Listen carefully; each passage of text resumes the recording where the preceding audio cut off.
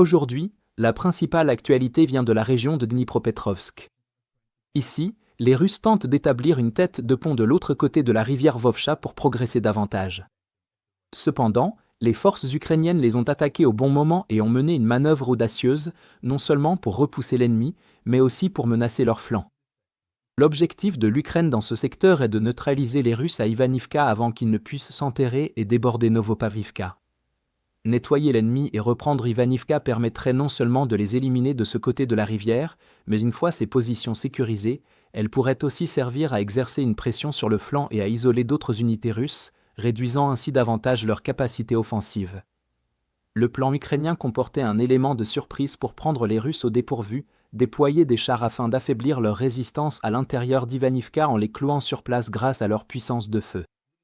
L'utilisation de drones FPV lors de la phase de préparation permettrait à l'infanterie ukrainienne de balayer méthodiquement la localité et de neutraliser les Russes restants, désorganisés, ramenant ainsi Ivanivka sous contrôle ukrainien. L'avantage tactique principal des Ukrainiens réside dans la localisation d'Ivanivka, qui est séparée des principales forces russes par la rivière Vovcha. En raison de la météo et de la proximité de la rivière, les Ukrainiens peuvent également profiter du brouillard dense, empêchant les Russes d'utiliser des drones, tout en permettant aux Ukrainiens d'utiliser des chars, qui peuvent fournir un appui-feu plus puissant. De plus, si l'on regarde la carte topographique, on peut voir que des positions ukrainiennes sont situées sur les collines au nord d'Ivanivka, surplombant le village. Cela constitue un avantage considérable, car les Ukrainiens gardent un contrôle total du feu sur la localité et le passage de la rivière, tout en disposant de points d'observation supérieurs et en bénéficiant d'une meilleure couverture de signal pour les drones. Pour approvisionner les troupes russes à Ivanivka, tout doit être acheminé en traversant la rivière, ce qui complique énormément leur logistique. De plus, les positions russes à l'intérieur du village sont trop faibles et trop proches de la ligne de front pour permettre le passage sécurisé de véhicules blindés sur la rivière, ce qui signifie que les Russes ne peuvent pas en déployer ni même faire venir des forces importantes facilement. En conséquence, les groupes d'assaut russes se sont retrouvés surexposés et sans assez de soutien pour compenser des conditions défavorables, faisant d'eux une cible facile pour les Ukrainiens. Les forces ukrainiennes ont lancé leur opération à un moment bien choisi, avant que les troupes russes ne puissent s'installer, attaquant sous un brouillard de plus en plus épais, ce qui a temporairement réduit la menace des drones russes et permis d'exploiter des conditions rendant possible l'utilisation de chars dans un environnement où ils sont habituellement rarement employés.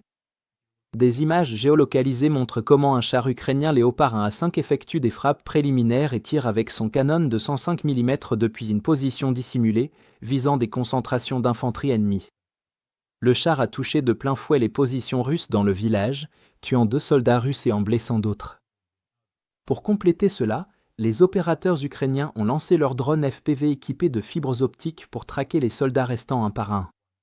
Une fois les positions russes affaiblies, les marines de la 37e brigade sont descendues des collines et ont commencé à nettoyer les abris ennemis lors de combats rapprochés, utilisant des armes légères et des explosifs, tandis que des drones survolaient la zone et larguaient des grenades sur l'infanterie russe restante.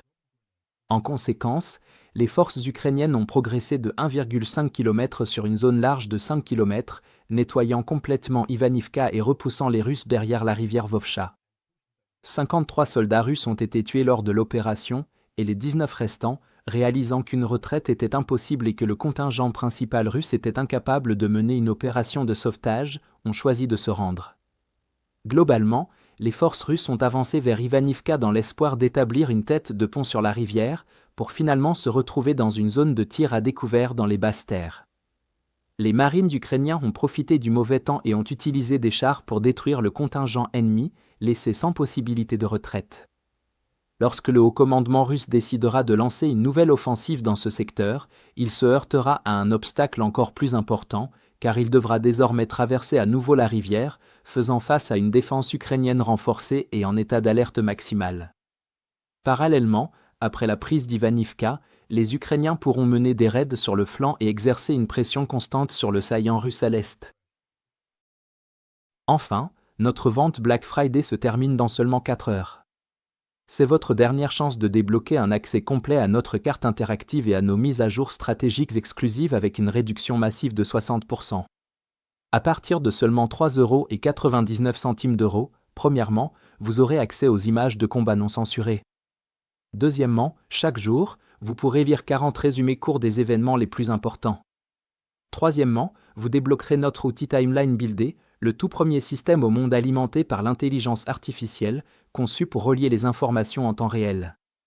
Quatrièmement, et c'est le plus important, vous aurez accès à nos outils avancés d'analyse de l'actualité qui vous donneront un aperçu du cycle de l'information, des analyses de sentiments et des tendances pour révéler les événements les plus importants. Cinquièmement et enfin, vous recevrez toutes nos mises à jour stratégiques exclusives sur la guerre en Ukraine. Si vous vouliez soutenir nos efforts mais n'en aviez pas encore eu l'occasion, c'est le moment idéal pour vous lancer et faire une vraie différence. Alors, consultez le lien dans la description pour devenir membre exclusif de notre communauté. Je tiens vraiment à remercier tous ceux qui nous ont rejoints, votre soutien compte énormément pour nous.